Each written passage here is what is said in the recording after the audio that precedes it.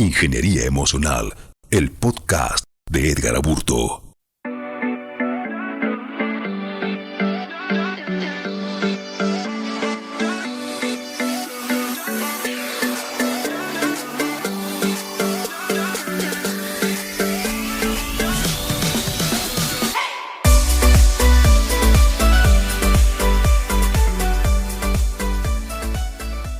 Bienvenidos a otro episodio más de Ingeniería Emocional, este podcast donde nos encargamos de poder concientizar muchas cosas, de reprogramar muchas ideas que tienes, pero sobre todo, pues hacer repensar muchas cosas que piensas. Parece trabalenguas, pero espero que durante estos, 8 episodios ya y este 9º episodio hayamos podido encontrar muchas razones y resignificar muchos pensamientos de los que hemos tenido arrastrando durante toda nuestra vida. Y el día de hoy, como cada martes, pues tenemos un tema que incluso me atrevo a decir que va a tocar muchas fibras muy profundas.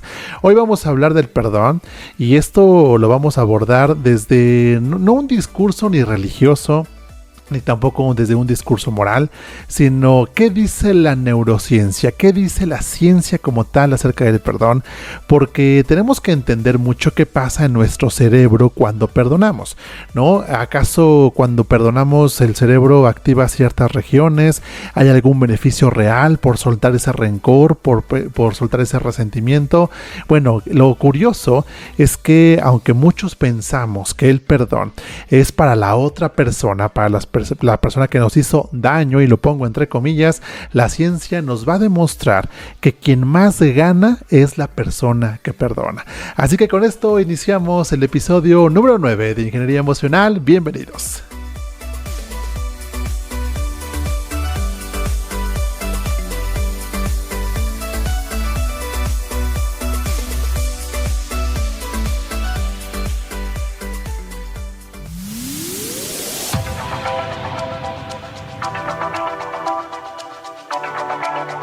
Bienvenidos a Ingeniería Emocional, el podcast donde reprogramamos lo que sentimos. Comiencen a fabricar la vida que quieren vivir, pero sobre todo la realidad que se quieren contar.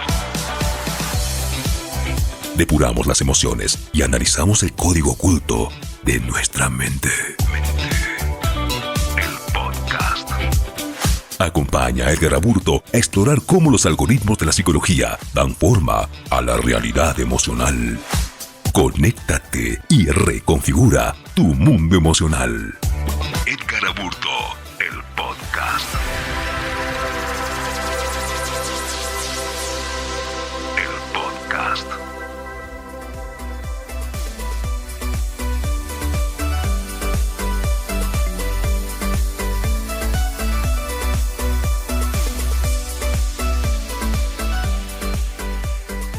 Bueno, y vamos a iniciar entendiendo una cosa. Primero vamos a entender que el perdón no es como tal un acto.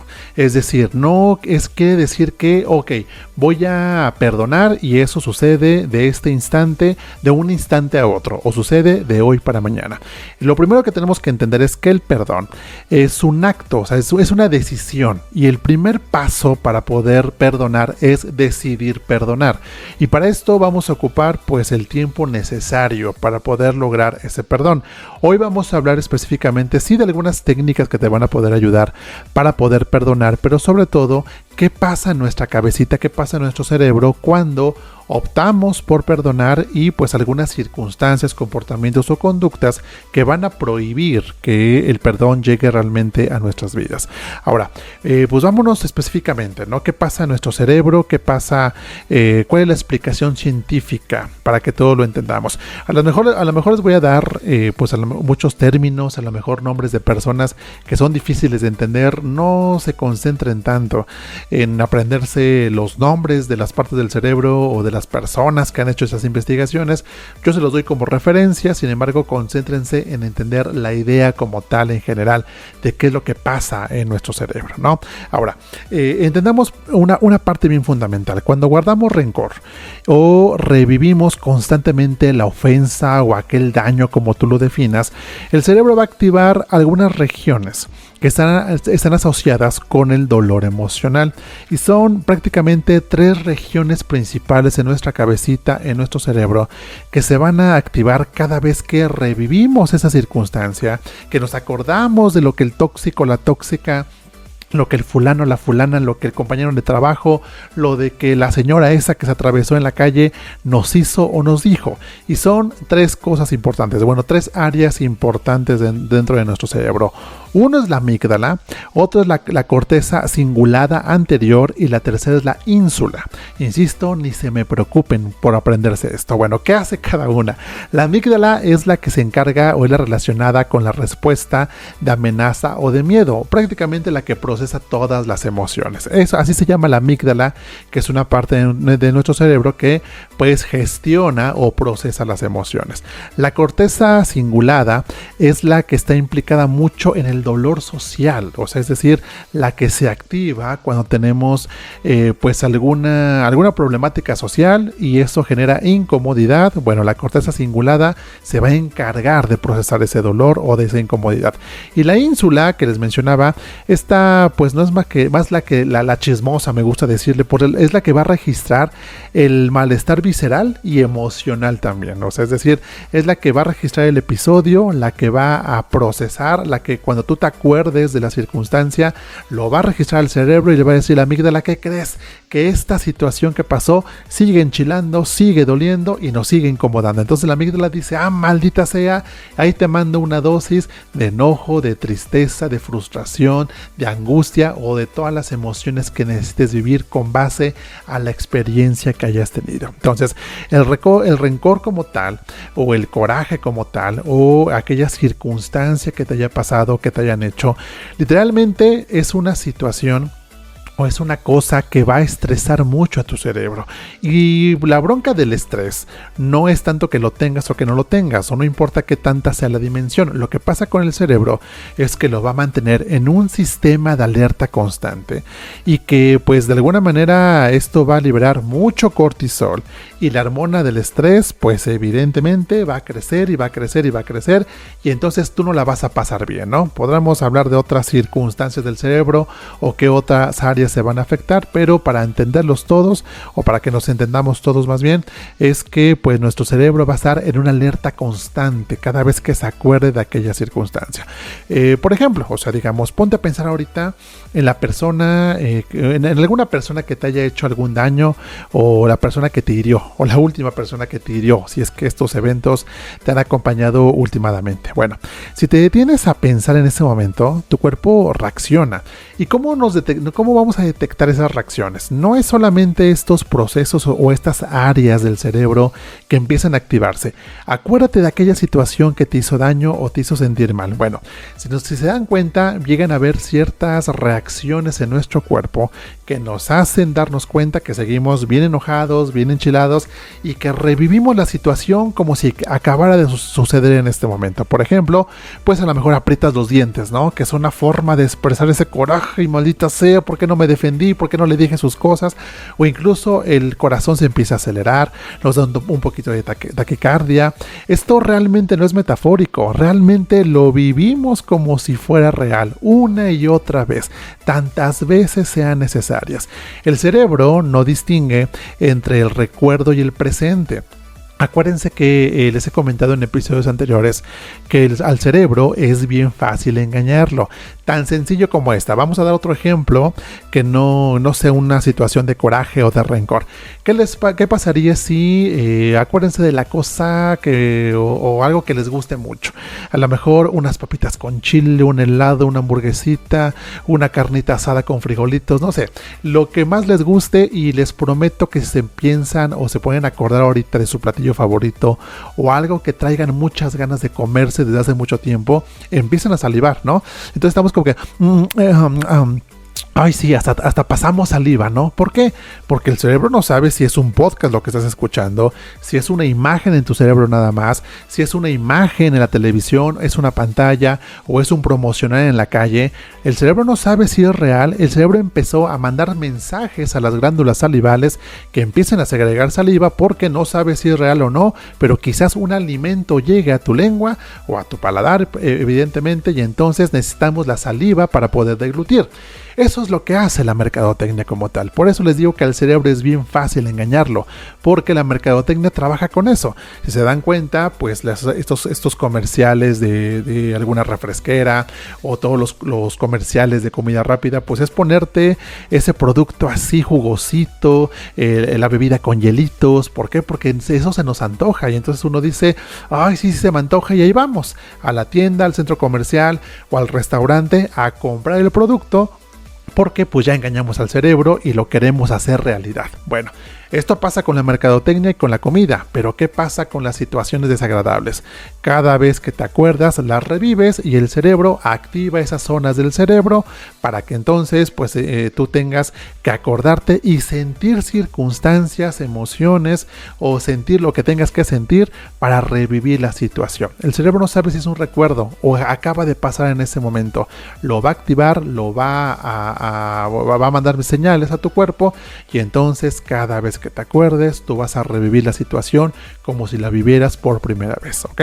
Ahora, eso es lo que pasa cuando sucede la situación. Ya sucedió, ya pues lo viviste, te acuerdas de esa situación cada vez que puedes y entonces el cerebro empieza a mandar señales a tu cuerpo de que active esas aceleraciones o aquellas apretadas de dientes o cualquier cosa que tengas que vivir como si pasara por primera vez. Vámonos a la otra parte de la moneda. Vámonos en caso contrario. Bueno, ¿qué pasa en nuestro cerebro cuando perdonamos? ¿Qué dice la neurociencia acaso del perdón o bajo las circunstancias del perdón? ¿Qué dice la ciencia que pasa en nuestro cerebro cuando decidimos perdonar? Voy a hacer una pausa rápidamente y digo pausa para explicarles algo fuera del contexto del tema del día de hoy. Muy seguramente en otros episodios han escuchado que hago pausa y hago esto o hago un silencio y es que se escuchen como agüita que corre. Lo que pasa es que tomo agua precisamente porque hablar pues reseca mucho mi garganta y lo que evito es que me dé un ataque de tos o que me empiece a dar como el síndrome de Lolita Ayala hablando como robot. Entonces por eso tomo agua. Así que si de repente escuchan que da algo como ciertos silencios, no es que se te haya fallado el internet, no es que me caí, no es que pasó nada extraño, simplemente es que estoy tomando agua. Y esto es porque pues hablar mucho pues nos reseca la garganta y pues no quiero darles un contenido de mala calidad, ¿ok? Bueno, aclarada la situación y aclarado que acabo de tomar agua, como en muchos momentos o instantes que va a pasar, vámonos con lo que les acabo de mencionar. Bueno, ¿qué dice la ciencia con base al perdón? ¿Qué pasa en nuestro cerebro cuando decidimos perdonar? Haciendo hincapié, que ya les mencioné hace un instante, que el perdón no es un acto, es una decisión y el primer paso es decidir perdonar.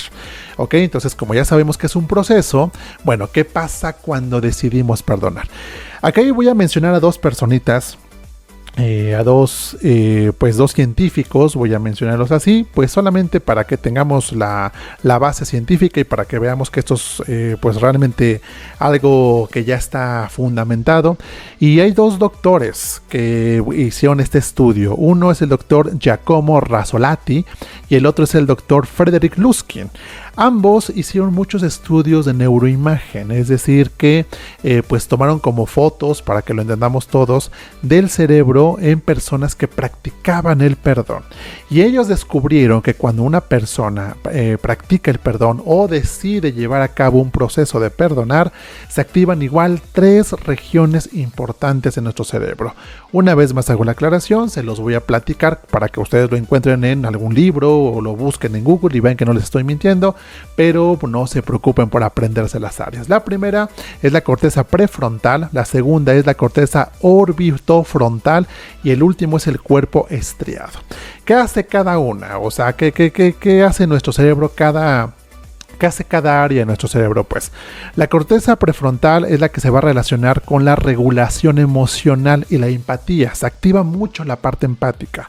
La corteza orbitofrontal, ella se va a encargar de las tomas de decisiones morales. O sea, cuando la moralidad por ahí nos juega un papel importante en nuestra vida, ok, esta corteza es la que se activa. Y el cuerpo estriado es ese cuerpo que se va a involucrar mucho en las sensaciones de recompensa y alivio, de tranquilidad, de paz. Esa es la que juega un papel importante cuando pues sentimos recompensa por haber hecho algo bueno o que nos da paz y tranquilidad por haber tomado una buena decisión. Ahora, esto lo que dicen estos doctores es que sugiere que perdonar no solamente es una acción moral, porque yo creo que cuando tenemos un rencor o cuando nos pasan cosas que traemos así encajonada a una persona, algunas circunstancias, muy seguramente con quien lo compartes, si es que no es alguien del área de la salud mental o área un profesional de la salud mental, perdón, pues muy seguramente la sociedad te va a decir ya supéralo, ya olvídalo, no te sirve de nada. Entonces no es tanto el perdonar una acción moral, sino que también es una situación placentera. Les acabo de mencionar que hay una área en nuestro cerebro que se encarga de hacer sentir placer. Y que obviamente, pues, más que sentir placer, es como una acción liberadora. ¿Les ha pasado que cuando tenemos un pendiente, vamos a imaginar, pues digamos, una situación en el trabajo, un pendiente del trabajo, y entonces, pues ahí lo traes arrastrando, y entonces cuando cumples tu tarea o tu función, ay, qué paz, ya, por fin me liberé. Una tarea que te costó mucho trabajo terminar. Ay, por fin ya acabamos. Bueno, esas áreas en tu cerebro que se encargaron de pues traer como la atención y que después terminan activándose porque fue algo de liberación y de paz, pues es precisamente lo que pasa cuando tú decides perdonar. Ahora, si ustedes quieren entender un poquito más los grandes beneficios del perdón, pues ya dejen ustedes lo que dijeron los doctores Rizzolatti y Luskin. Bueno, hay un estudio de la Universidad de Stanford que se llama el estudio del Forgiveness Project. Y dice, o este estudio de esta universidad dice, que las personas que practican el perdón o que deciden llevar un proceso de perdón van a reportar beneficios en su salud. Por ejemplo, dicen que los 4 principales son menos o por lo menos una mejora en su presión arterial, y pues esto se me hace muy lógico y evidente, porque si estamos con mucha angustia y en un sistema de alerta, porque nos acordamos frecuentemente de la circunstancia que nos hizo enojar y la traemos bien atorada, como les digo, pues claro que la sangre va a estar procesándose de una manera pues más rápida, va a estar así moviéndose porque estamos en un sistema de alerta. Pero por supuesto, pues cuando disminuimos la presión arterial, ¿qué beneficios tenemos? Por supuesto que también mejoramos o disminuimos la ansiedad, la depresión, pero algo bien importante que pasa cuando decidimos perdonar. Este estudio revela que los patrones de sueño, o por lo menos una mejor higiene de sueño, se va a ver pues demostrada cuando decidimos perdonar. ¿Por qué?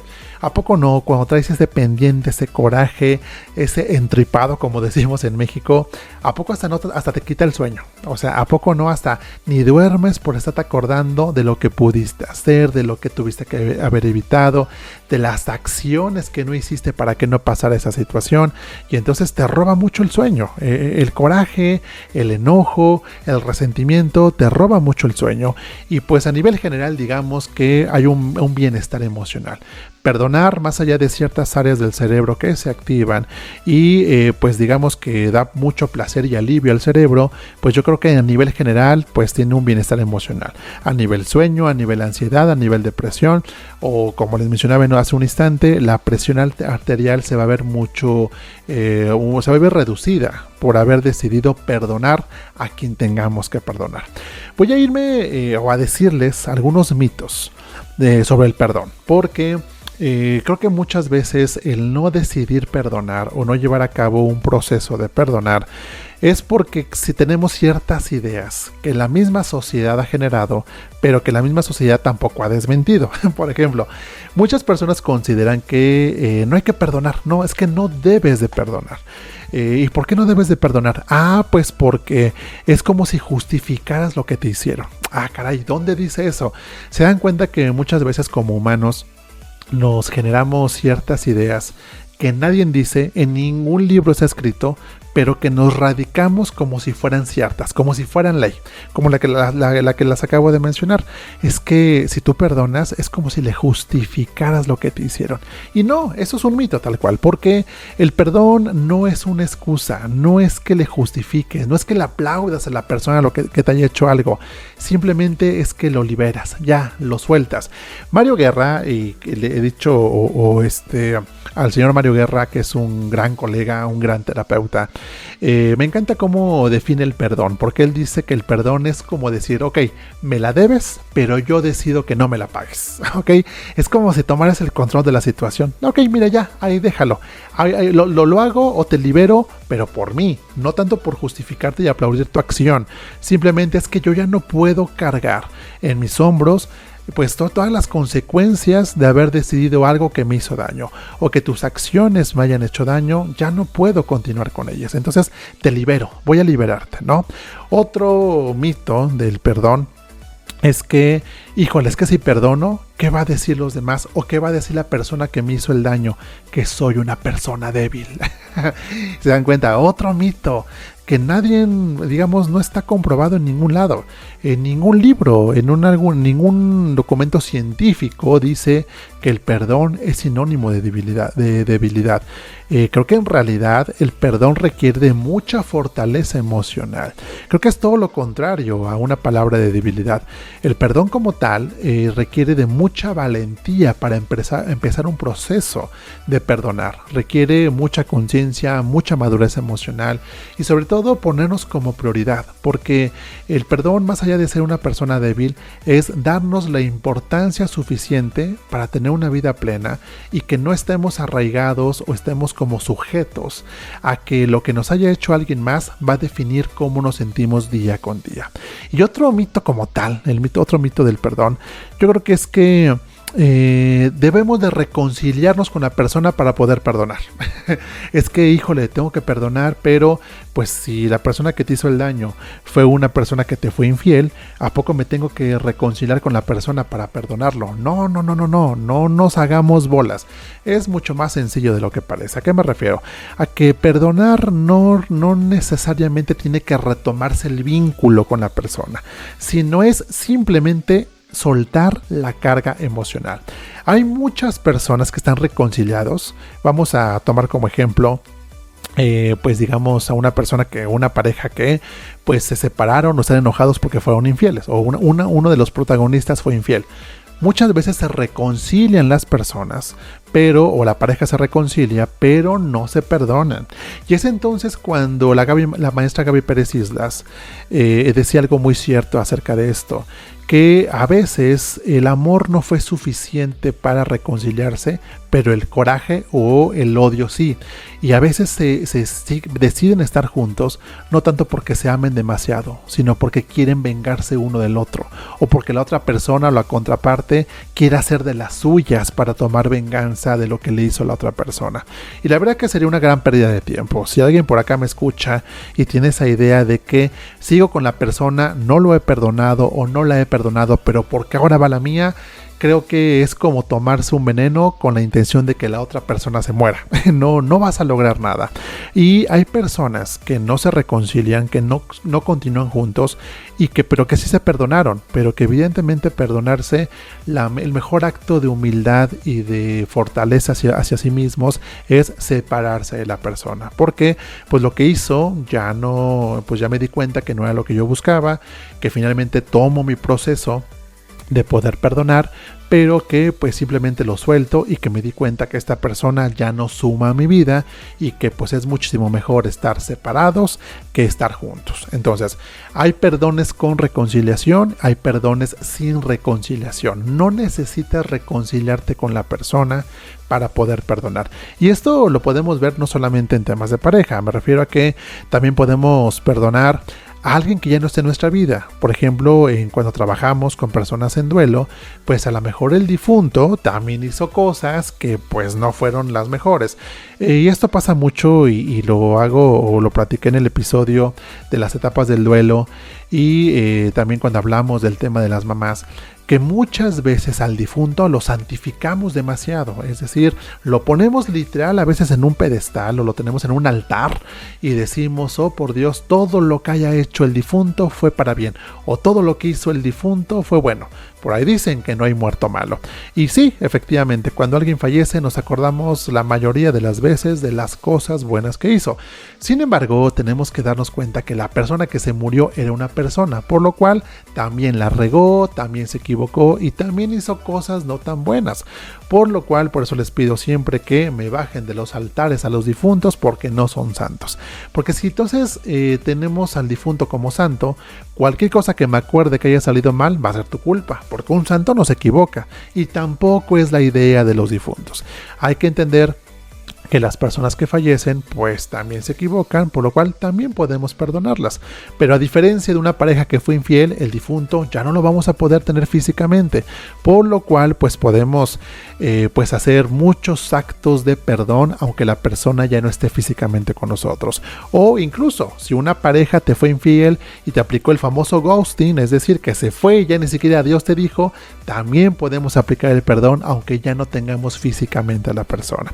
Entonces pues el perdón es un proceso interno y no depende de la otra persona, o no necesariamente ocupamos a la otra persona para poder ejecutar el tema del perdón. Les voy a recomendar rápidamente, antes de pues terminar con este episodio, pues digamos ciertas técnicas o algunas técnicas básicas para poder ejecutar el perdón. Yo les diría que pues lo más recomendable es que busquen ayuda profesional. Porque como verán, el perdón no es nada sencillo y pues el perdón termina siendo sí un acto de mucha valentía, un acto en el cual pues va a ser complicado hacerlo, sobre todo porque al cerebro le encanta recordar lo que no es bueno, o al cerebro le encanta recordar lo que nos hace sentir mal, o enfocarnos mucho en lo que no pasó. Y entonces pues para eso necesitamos muchas veces el acompañamiento para que pues obviamente tengamos éxito en ese proceso de perdonar. Sin embargo, pues aquí les mando algunas técnicas o les voy a compartir algunas técnicas para que ustedes pues a lo mejor las implementen, las empiecen a practicar, pero si vemos que esto no funciona, quizás haya otras cosas en tu vida o algunas circunstancias con esa persona, o simplemente pues haya algo más que descubrir para que el perdón tenga ese éxito y entonces pues tu cerebro genere esa paz y tranquilidad que estamos buscando. Pero bueno, vámonos con una técnica, una de las principales técnicas que ocupamos en las terapias psicológicas. Y la primera es que pues digamos podemos empezar, y esto lo puedes hacer con cualquier persona. Yo les diría que esa técnica funciona mucho con los papás, porque les he platicado en otras plataformas que participo, las famosas heridas de la infancia. Y las heridas de la infancia son generadas por los papás o por las personas que estuvieron a tu cargo, pues cuando tú eras, ahora sí que pequeñito, muy vulnerable, cuando no te podías hacer cargo de ti mismo, de ti misma. Y entonces, pues de repente nos damos cuenta o descubrimos, cuando hablamos de heridas de la infancia, que híjole, viéndolo bien, mamá o papá o los abuelos o las personas que te cuidaron, pues sí te hicieron bastante daño. Sí, pues te hicieron algunas afectaciones que, caray, no son tan sencillas de procesar. Y que sobre todo cuando descubres que esas heridas siguen repercutiendo en tu vida adulta, ¡ay, híjole, como en Chile! Y ahí tenemos muchas razones para poder estar bien encanijados todo el santo día, o todo el resto de la vida a veces. Entonces, ¿qué podemos hacer con eso? En este ejemplo que acabo de decir, hay un ejercicio que le llamamos visualización empática. ¿A qué nos referimos con esto? Vamos a tener que imaginar la historia del otro. Si me agarro este ejemplo de las heridas de la infancia, a ver, vamos a imaginar cómo fue la historia de mamá y de papá. No tanto para justificar, acuérdense que uno de los mitos del perdón es que le vamos a justificar las acciones. Pues no vamos a intentar justificar, pero vamos a comprender sus actos de la otra persona. vamos a comprender por qué haya hecho mamá o papá lo que me hicieron. Sus actos tienen alguna causa y no siempre conocemos las causas. En el caso de mamá y papá, o de los abuelos, o de cualquier persona adulta que te cuidó cuando tú eras un infante, a veces se nos olvida que mamá y papá y que nuestros abuelos o que las tías, que en su momento ya eran adultos cuando nosotros éramos niños, ellos también fueron niños. Ellos también fueron cuidados por otros adultos que muy seguramente también estaban heridos. Y entonces pues los crearon o les enseñaron a través de las heridas, a través del rechazo, a través de la humillación, y pues no pudieron ahora sí que mejorar esa forma de poder generar cuidado, y pues cuando llegaste tú, pues también te crearon con rechazo, con humillación, con traición, con injusticia, con abandono o con cualquier otra herida que hayan podido pues replicar en ti. Entonces tenemos que tratar de ser un poquito más empáticos. Y bueno, me agarré ahorita el tema de los papás y las heridas de la infancia. Pero ¿qué pasaría con aquella persona que te dijo alguna palabra ofensiva? Que te dijo a lo mejor, o que minimizó tu esfuerzo. Ese jefe que te dijo que la verdad es que no sirves mucho, pero pues bueno, que de eso a nada, mejor que tú te quedaras con ese puesto. Aquellas frases bien humillantes. Imagínense la historia de vida que tienen esas personas. Imagínense la historia de vida que tienen tus papás. Imagínate la historia de vida que tiene esa expareja al grado de haberte hecho lo que te hizo en ese momento.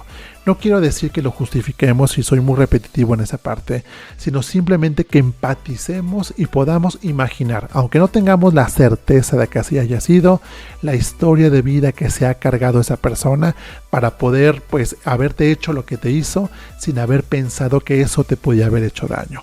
También quizás sea una persona herida, a lo mejor esa persona que te hizo el daño también necesita perdonar, pero no sabe cómo hacerlo, y entonces pues lamentablemente, y sí, de una forma quizás injusta, pues entonces pues ni modo, te tocó ser la víctima y terminó haciéndote cosas que no te convenían o que no merecías, pero que hoy en día tú tienes el poder del perdón, de liberarlo y hacerte sentir que esa paz y tranquilidad tú sí la mereces y tú te la vas a dar a ti. Por eso vas a perdonar, para que te sientas en esa paz y en esa tranquilidad, sobre todo esa liberación que hablábamos hace un instante, ¿ok? Entonces pongámonos a visualizar, este es el primer ejercicio, visualizar empáticamente la vida de la persona que te hizo el daño.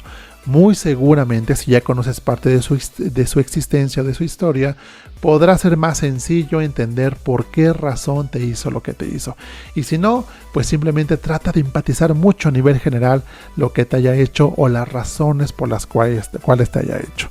Ahora, la segunda técnica, y yo creo que lo voy a dejar solamente en 2 técnicas, y esta la ocupo mucho y miren que es muy funcional, sobre todo cuando la persona que provocó o que necesitamos perdonar ya no está físicamente.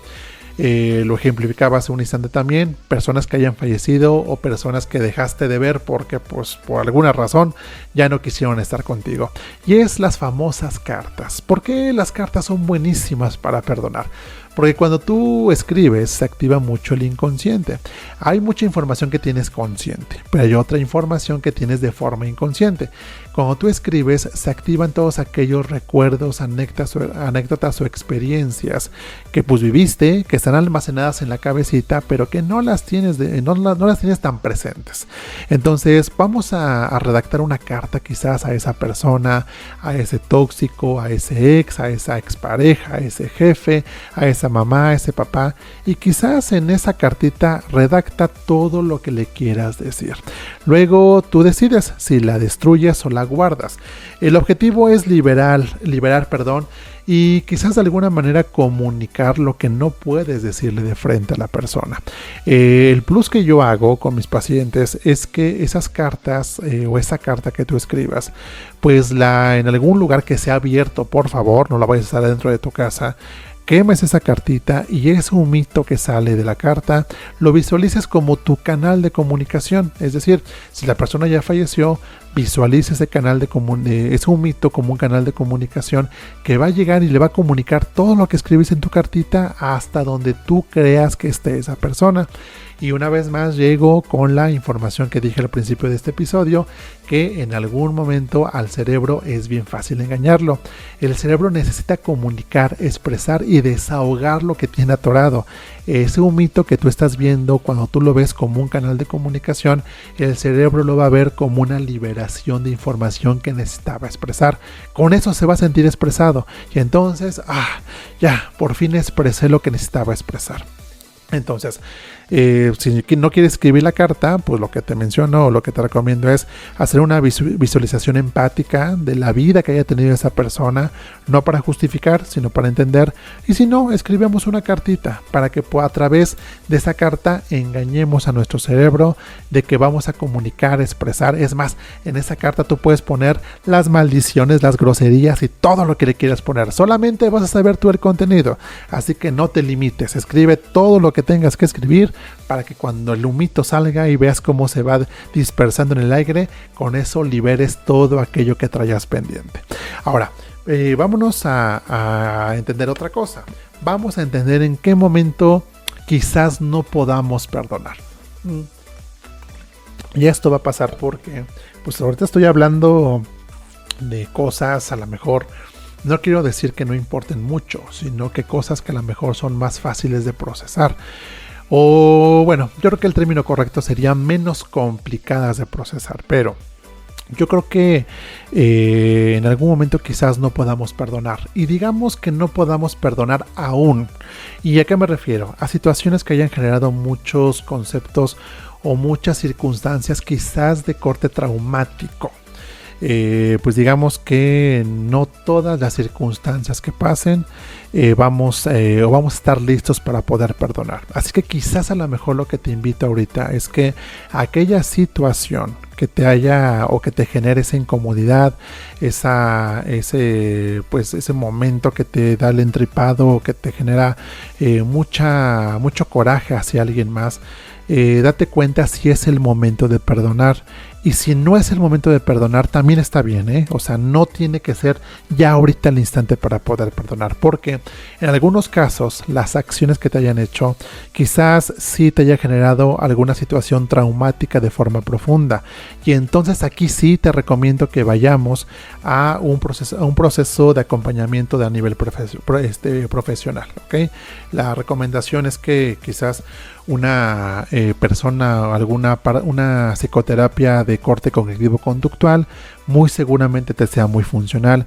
Y me refiero a casos en los cuales pues haya habido alguna agresión física, en que a lo mejor alguien haya hecho algo a otra persona, que le haya quitado la vida a un ser querido, pues no sé, algunas personas que pues no hayan o tomen muchas veces la decisión de hacerle daño a otras y que a lo mejor pues están prófugos de la justicia.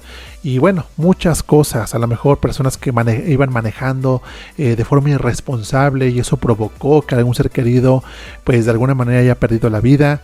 Esos son eventos traumáticos en las cuales aquí no con las puras ganas de querer perdonar o con la intención de decidir perdonar va a ser suficiente. Aquí sí vamos a ocupar el acompañamiento profesional y digo, lo primero que yo les recomiendo es que tengamos a lo mejor una terapia cognitivo-conductual, pero pues simplemente vete con el profesional adecuado que te haga sentir mejor y que puedas llevar a cabo ese proceso. Puede ser un tanatólogo, puede ser un psicólogo general, puede ser un psicoanalista, puede ser un gestalista, puede ser un humanista.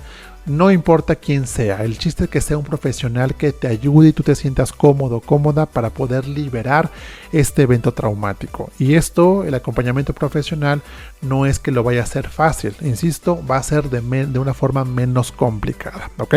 Entonces, pues no sé, a lo mejor también podemos hablar de padres abusivos, mamás o papás abusivos. Pues no solamente de corte sexual, me refiero pues a abusivos a lo mejor, pues su postura de ser papás, padres que generaron mucha violencia en casa. Es muy complicado decidir perdonarlos, entonces pues no, el perdón no va a ir enfocado en reanudar la información, la relación, sino va a ir enfocada simplemente en liberarse del peso que esa persona te sigue incluso afectando hoy en día. E incluso a lo mejor el papá o la mamá que generó esa agresión física, psicológica o verbal, a lo mejor ya ni siquiera vive. Pero el impacto emocional que tú tuviste cuando viviste con esas personas, híjole, es demasiado complicado, pues no acordarse de ello. Y por supuesto, como les menciono, quizás todavía no te sientas preparado para poder perdonarlo o perdonarla. Entonces, en estos casos donde sí existe un vínculo traumático, por supuesto que les pido de favor lo hagan de forma profesional. Otras circunstancias que sean a lo mejor menos agresivas de carácter emocional, esto pues a lo mejor pueden aplicar una de las dos técnicas que les platicé hace un instante y pues veamos cómo nos sentimos. Si vemos que estamos liberados, ok, que sí que pues ya tuvimos un resultado. Si vemos que no, entonces por favor también busquen una ayuda profesional, ok. Y bueno, señores, pues yo me voy a despedir en esta ocasión. Yo espero que en ese tema del perdón, entendamos algo bien importante, que no es un acto de debilidad, sino un acto de amor propio. Y eso es lo que yo quisiera que entendiéramos, y que esos mitos del perdón, pues los liberemos el día de hoy a través de este episodio, del episodio número 9 de Ingeniería Emocional. Y pues que entendamos que perdonar es más hacia nosotros el favor y no tanto hacia la persona que nos hizo el daño. Cuando tú perdonas, no creas que estás diciendo que lo que pasó está bien. Estás diciendo más bien que tú ya no vas a cargar con ese peso de las acciones irresponsables de la otra persona. Hay un término que manejamos mucho en psicología que se llama la rumiación. Por ahí a lo mejor tú eres uno de ellos o has escuchado a personas que dicen, es que llevo 5 años enojado con la persona. Pues es que no es que lleve 5 años enojado con la persona. Lo que pasa es que todos los días encuentras razones para seguir enojado con la persona. Entonces el enojo como tal, ya se los he mencionado en otros episodios, que el enojo como tal en el cuerpo dura de 30 a 32 minutos. Incluso es una de las emociones que más dura en el cuerpo. Las otras emociones pues ahí se van variando en los minutos, pero el enojo como tal dura máximo 32 minutos. Pero pasan los 32 minutos y seguramente tú encuentras otras razones o revives el momento o te acuerdas de otras cosas que te hizo y así te la pasas durante 5 años, por lo cual estás rumiando la situación. Es decir, durante 5 años has encontrado verdaderas y justificables razones para seguir enojado. Entonces que la rumiación no te acompañe, porque pues la rumiación va a estar presente y te va a acompañar cada vez que tú la invites. Entonces por favor los invito a que decidan perdonar y que no rumien el resto de su vida, porque créanme que no te garantiza que esto se solucione, o dos, pues solamente el daño te lo vas a hacer tú el resto de tu existencia. Entonces pues recordemos que el perdón desactiva el sufrimiento y activa el bienestar. Así que si estás cargando con algo, pues pregúntate si vale la pena seguir alimentando ese dolor y sobre todo qué beneficios tendrías de soltar y de darte un poquito de paz y tranquilidad el resto de tu vida. Así que pues bueno, señores, pues yo espero que este episodio les sirva de mucho y gracias por acompañarme en este episodio de Ingeniería Emocional. Y recuerden que pues, el cambio no siempre empieza desde afuera, a veces solamente necesitamos empezar soltando desde adentro. Nos escuchamos en el próximo episodio, el próximo martes, y como siempre, gracias infinitas por todo su apoyo, por prestarme unos minutos de tu vida para poder resignificar muchos pensamientos y por querer siempre ser mejores. Que pasen un excelente martes si me escuchas en martes, o un excelente resto de semana, y gracias una vez más por escucharme. Nos escuchamos en el próximo episodio. Hasta pronto.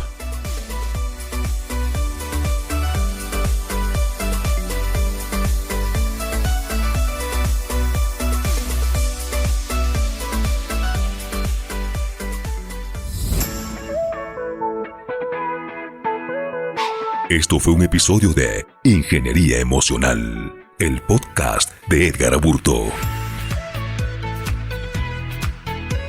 Gracias por acompañarnos a depurar nuestras emociones y analizar el código de la mente.